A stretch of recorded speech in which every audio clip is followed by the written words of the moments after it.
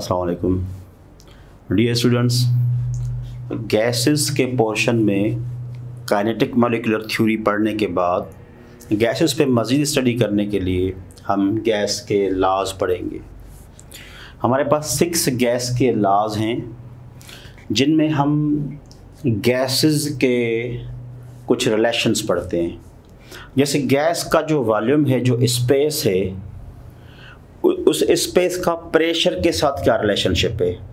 क्या प्रेशर बढ़ाने से गैस का वॉल्यूम कम होगा या प्रेशर कम करने से गैस का वॉल्यूम बढ़ेगा। तो गैस के स्पेस का प्रेशर के साथ क्या रिलेशनशिप है, या गैस के वॉल्यूम का टेम्परेचर के साथ क्या रिलेशनशिप है। अगर हम टेम्परेचर बढ़ाएंगे तो क्या गैस का स्पेस बढ़ेगा, या टेम्परेचर कम करेंगे तो क्या गैस का स्पेस कम होगा। या किसी गैस सिलेंडर में गैस के नंबर ऑफ मोल्स ज़्यादा हैं और दूसरे सिलेंडर में गैस के नंबर ऑफ मोल्स कम हैं, तो नंबर ऑफ मोल्स से गैसेस के वॉल्यूम पे क्या असर पड़ेगा। यानी ये जो रिलेशनशिप है गैस के वॉल्यूम के प्रेशर के साथ, टेम्परेचर के साथ, नंबर ऑफ मोल्स के साथ, ये कैसे रिलेशनशिप है। इन चीज़ों को बढ़ाने कम करने से गैस के वॉल्यूम पे क्या असर पड़ेगा, तो इसके मुतालिक हमारे पास लॉज हैं। आज हम फर्स्ट लॉ डिस्कस करने जा रहे हैं जिसका नाम है बॉयल्स लॉ। ये हमारे सेकंड चैप्टर का सेकंड टॉपिक है, बॉयल्स लॉ, गैस लॉज, जिसमें हम पहला लॉ पढ़ रहे हैं बॉयल्स लॉ, जो कि 1662 में रॉबर्ट बॉयल ने प्रपोज किया, रॉबर्ट बॉयल ने पेश किया। रॉबर्ट बॉयल ने स्टडी की किस पे, वॉल्यूम ऑफ गैस और प्रेशर ऑफ गैस, कि अगर हम गैस का प्रेशर बढ़ाएं या कम करें तो गैस के वॉल्यूम पे क्या असर पड़ेगा। इसके मुतालिक रॉबर्ट बॉयल ने स्टडी करके हमें बताया कि there is inverse relationship of volume and pressure. Gas का जो प्रेशर है उसका रिलेशनशिप वॉल्यूम के साथ उल्टा है। यानी अगर गैस का प्रेशर हम बढ़ाएंगे तो वॉल्यूम कम हो जाएगा, अगर गैस का प्रेशर कम करेंगे तो वॉल्यूम बढ़ जाएगा। पहले हम एग्जांपल पे बात करते हैं, फिर इसकी डेफिनेशन पे आते हैं। जैसे ये सिलेंडर मैंने बनाए गैस के, 2 सिलेंडर है, 1 और 2। अब देखें, पहला जो गैस का सिलेंडर है उसमें ये हमारे पास गैस के मॉलिक्यूल्स हैं, 9 मॉलिक्यूल्स हैं, मुख्तलिफ अरेंजमेंट है उनकी।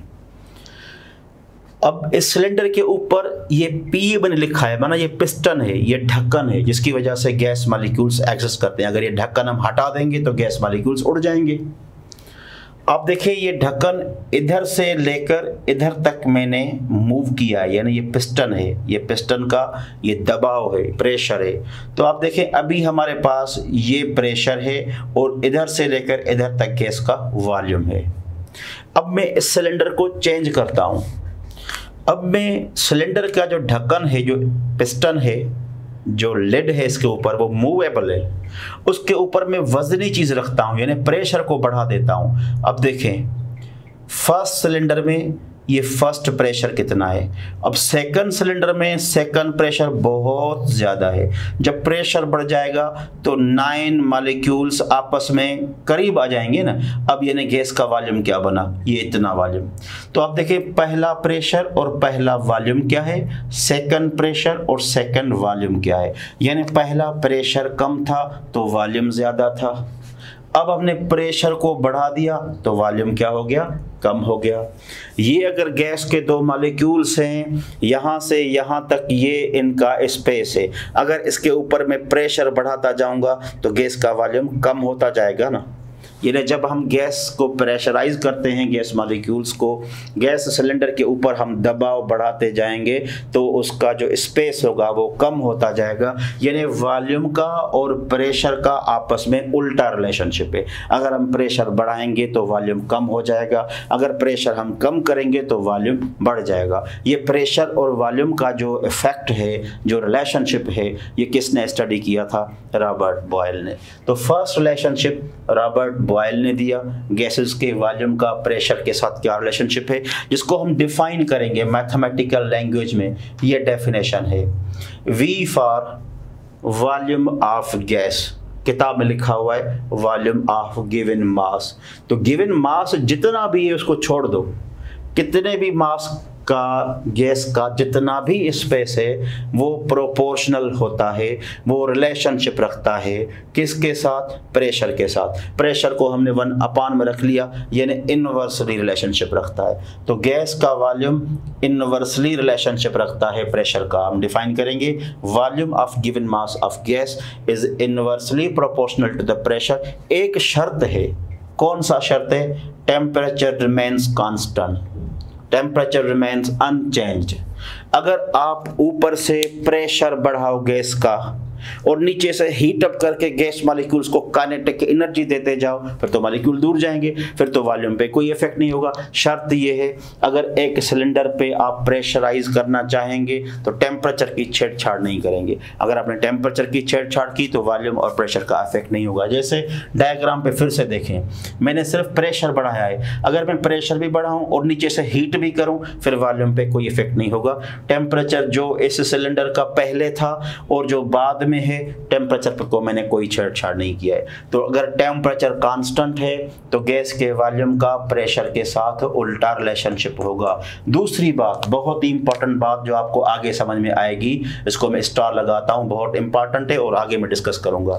अगर ये लॉ फॉलो होता है, यानी प्रेशर और वॉल्यूम में चेंजेस आती हैं इनवर्सली, तो याद रखें जितने रेशो में प्रेशर बढ़ेगा उतने ही रेशो में वॉल्यूम कम होगा।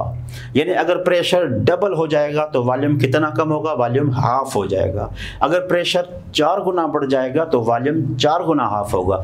इसीलिए ये एक कांस्टेंट हमारे पास इक्वेशन है according to Boyle's law, PV is equal to constant, माना pressure multiply volume is equal to constant. यानी इस सिलेंडर को आप 10 दफ़ा चेंज करो, 10 दफ़ा मुख्तलिफ प्रेशर को बढ़ाओ, मुख्तलिफ वॉल्यूम को कम करो, या प्रेशर को कम करके वॉल्यूम बढ़ाओ, लेकिन याद रखें 10 के 10 दफ़ा जब प्रेशर और वॉल्यूम की वैल्यू को आप मल्टीप्लाई करेंगे तो आपको रेशो क्या मिलेगा? कांस्टेंट मिलेगा। ये तो इस लॉ की खूबी है कि प्रेशर वॉल्यूम को जिस तरह भी आप चेंज करते जाएंगे आपको प्रेशर इनटू वॉल्यूम की रिजल्ट क्या मिलेगी? हमेशा कांस्टेंट मिलेगी।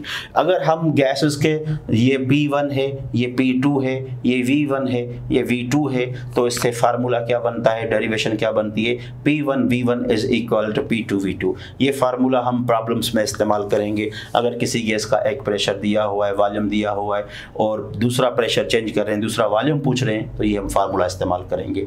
ये मैथमेटिकल डेफिनेशन है, ये वेरिफिकेशन है इस लॉ की कि वाकई ये लॉ सही है गलत है, आगे मैं वेरिफिकेशन आपको दूंगा, और ये मैथमेटिकल फार्मूला इसको भी हम आगे इस्तेमाल करेंगे।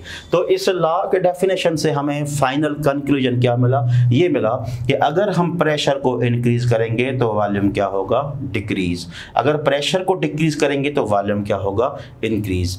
आए अब हम प्रैक्टिकली लॉजिकली इसकी वेरिफिकेशन करते हैं कि किस तरीके से प्रेशर वॉल्यूम बढ़ता है ग्राफिकली। फर्ज करें ये हमारे पास ग्राफ है, इस ग्राफ में एक वर्टिकल लाइन है, एक हॉरिजॉन्टल लाइन है। ये लाइन हम प्रेशर को शो कर रहे हैं कि ये प्रेशर है। प्रेशर को हम एटमॉस्फियर्स या टॉर्स में नापते हैं। फिलहाल मैंने जो प्रेशर की रीडिंग जो वैल्यूज़ लिखी हैं वो एटमॉस्फियर में, 2 एटमॉस्फियर प्रेशर, फिर मैं प्रेशर डबल करता हूँ 4 एटमॉस्फियर, फिर मैं एक हिसाब बढ़ाता हूँ 6 एटमॉस्फियर, फिर 8 एटमॉस्फियर। और ये क्या है? वॉल्यूम पे इफेक्ट है। गैस का वॉल्यूम 8 लीटर, फिर 4 लीटर, फिर 2 लीटर, इस तरीके से। बॉयल्स लॉ में जो ग्राफ बनाते हैं वो पैराबोलिक कर्व बनता है। इससे जाहिर ये होगा जैसे जैसे आप प्रेशर बढ़ाते जाएंगे तो वॉल्यूम कम होता जाएगा। हम सपोज करते हैं कि हमारे पास जो शुरू में जो प्रेशर है वो 2 एटमॉस्फियर है। अब आप देखें इस ग्राफ में ये 2 एटमॉस्फियर वाली लाइन कहाँ पे कट करती है? 2 एटमॉस्फियर पे गैस का स्पेस कितना है? 8 लीटर। यानी टेबल मैंने नीचे बनाई है, फर्स्ट रीडिंग में ले रहा हूँ, गैस का प्रेशर कितना है? 2 एटमॉस्फियर। तो वॉल्यूम कितना है? 8 लीटर। 2 एटमॉस्फियर पे गैस का वॉल्यूम 8 लीटर है, ठीक है। तो प्रेशर मल्टीप्लाई V हमें कांस्टेंट रेशो मिलना चाहिए। फर्स्ट प्रेशर 2 एटमॉस्फियर, उस पे जो वॉल्यूम है गैस का 8 है। अब सेकंड प्रेशर, अगर 2 एटमॉस्फियर को मैं डबल कर दूं तो लाजमी है वॉल्यूम क्या होगा, वॉल्यूम कम होगा। कितना कम होगा, जब प्रेशर को मैं पूरा डबल कर रहा हूं तो वॉल्यूम पूरा का पूरा हाफ होगा। यानी 2 से मैंने 4 एटमॉस्फेयर प्रेशर कर लिया तो आपका वॉल्यूम कितना बनना चाहिए, 8 का हाफ क्या होगा, 4। तो सेकंड रीडिंग मैंने ली 4 प्रेशर, जब मैंने प्रेशर को डबल कर दिया 4 तो वॉल्यूम 8 का हाफ हो गया 4। अब देखें, अगर मैं फर्स्ट रीडिंग में प्रेशर और वॉल्यूम को मल्टीप्लाई करूंगा तो 2 × 18 मुझे आंसर क्या मिलेगा, 16, राइट, ओके। अब मैंने प्रेशर को कर दिया डबल तो लाजमी वॉल्यूम हाफ होगा। अब देखें इस प्रेशर और V को आप मल्टीप्लाई करें तो आपको आंसर क्या मिलेगा, 16। यानी आपने देखा PV रिमेन कांस्टेंट, जो प्रोडक्ट है प्रेशर और वॉल्यूम की कांस्टेंट। एक और रीडिंग हम ले लेते हैं ग्राफ में। अब देखें 4 की जगह पे मैं 4 का डबल करता हूं, कितना, 8। जब 4 पे जो वॉल्यूम है 4, जब 4 का मैं डबल 8 करूंगा तो अब वॉल्यूम 4 का मुझे क्या मिलेगा, 2। तो आपने देखा 3 रीडिंग्स मैंने ली। जब प्रेशर 2 एटमॉस्फेयर था तो वॉल्यूम 8, जब प्रेशर मैंने डबल कर लिया तो वॉल्यूम 8 का हाफ हो गया।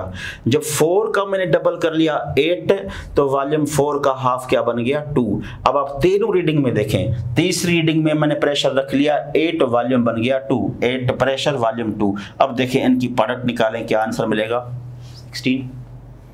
तो बेटे जब भी हम गैस के प्रेशर को जैसे जैसे बढ़ाते जाएं या कम करते जाएं, वॉल्यूम वैसे वैसे इन्वर्सली होता जाएगा। फाइनली प्रेशर और वॉल्यूम की प्रोडक्ट हमें क्या मिलेगी, कांस्टेंट। तो मुझे यकीन है कि ये फार्मूला आपको समझ में आ गया होगा और इसका जो फलसफा है कि प्रेशर और वॉल्यूम की प्रोडक्ट हमेशा कांस्टेंट मिलेगी बॉयल्स लॉ में। जिस तरीके से प्रेशर हम बढ़ाते जाएंगे उतनी ही रेशो में वॉल्यूम कम होता जाएगा। जितनी दफ़ा 1 2 3 दफ़ा या 10 दफ़ा आप प्रेशर को चेंज करो, आपको वॉल्यूम वैसे वैसे रिजल्ट देता जाएगा और फाइनली प्रेशर वॉल्यूम की प्रोडक्ट कांस्टेंट मिलेगी। तो बॉयल्स लॉ में आपने पढ़ा प्रेशर और वॉल्यूम का रिलेशनशिप, जो कि इनवर्स रिलेशनशिप है। अब इसके मतलब आप MCQs, प्रॉब्लम्स, एग्जांपल्स खुद सॉल्व कर सकते हैं। मैं कुछ क्वेश्चन समझाता हूं और आप भी देखिए कि वाकई आपको समझ में आए हैं या नहीं आए। इनमें अपना फीडबैक दें, इनमें अपना हिसाब किताब करें कि कैसे आपको टॉपिक समझ में आया नहीं आया। जैसे पहला क्वेश्चन में लिखा है volume of gas can be changed. हम किसी भी गैस का वॉल्यूम चेंज कर सकते हैं। वो तो बहुत सारे फैक्टर है, टेम्परेचर भी, नंबर ऑफ मोल भी हमने नहीं पढ़े, लेकिन फिलहाल मैंने ऑप्शंस अपनी बाउंड्री के अंदर लिखे हैं, सिर्फ बॉयल्स लॉ के मुताबिक मैंने ऑप्शन लिखे हैं। तो किसी गैस का वॉल्यूम हम चेंज कर सकते हैं, कैसे, जब प्रेशर बढ़ाएं अलॉन्ग विद टेम्परेचर। क्या ये सही बात है?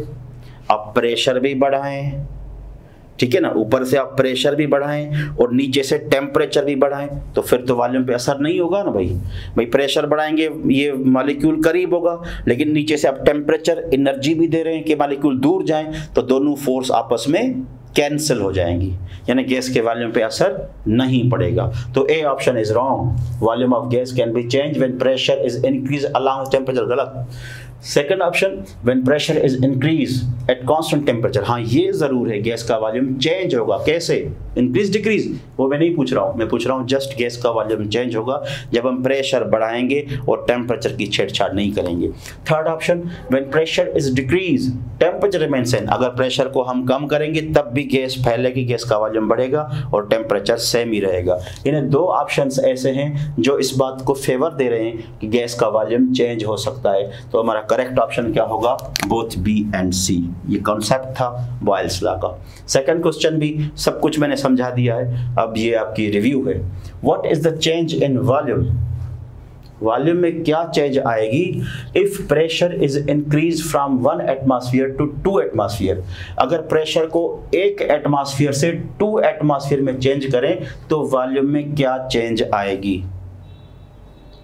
हमने पढ़ा अभी PV इज इक्वल कांस्टेंट में, अगर प्रेशर 1 का 2 डबल है तो वॉल्यूम क्या होगा, हाफ होगा। तो क्या वॉल्यूम डबल होगा, नहीं भाई, प्रेशर डबल हो रहा है तो वॉल्यूम डबल थोड़ी होगा, ये तो डायरेक्ट रिलेशनशिप हो गया, इनवर्स रिलेशनशिप होगा। अगर प्रेशर डबल होगा तो वॉल्यूम रिमेन सेम, ये भी गलत है। अगर प्रेशर डबल होगा तो वॉल्यूम इंक्रीज, गलत। अगर प्रेशर डबल होगा तो वॉल्यूम डिक्रीज, कितना डिक्रीज, टू हाफ, क्योंकि प्रेशर डबल हो रहा है। तो इसमें करेक्ट ऑप्शन हमें क्या मिला, D option. Third question, calculate the volume of gas. हमें वॉल्यूम कैलकुलेट करना है, कितनी गैस का? Calculate the volume of 10 litre gas. ये 10 लीटर वॉल्यूम तो गिवन है, लेकिन ये वॉल्यूम हमें कैसे मालूम करना है? If pressure is reduce from 2 to 1 atmosphere, अगर प्रेशर को 2 से 1 एटमॉस्फेयर, ये आपके पास प्रेशर है, ये प्रेशर पहला था, अब हमने सेकंड प्रेशर क्या रख लिया? Second P2 1 atmosphere. तो पहले प्रेशर पे वॉल्यूम 10 था, जब हमने सेकंड प्रेशर रख लिया 1, हाफ कर लिया, तो वॉल्यूम क्या होगा? जब प्रेशर को हम हाफ करेंगे तो वॉल्यूम डबल हो जाएगा, 20 लीटर। और अगर हम वेरीफाई करना चाहें, फार्मूला भी एक एग्जांपल फार्मूला का भी दे देता हूं आपको। P1V1 is equal to P2V2। So P1 की आपके पास वैल्यू क्या है? P1 आपके पास है 2 एटमॉस्फेयर, V1 की वैल्यू क्या है? 10, और P2 की वैल्यू क्या है? P2 है 1, और V2 की वैल्यू क्या है? ये V2 हमें मालूम करना है।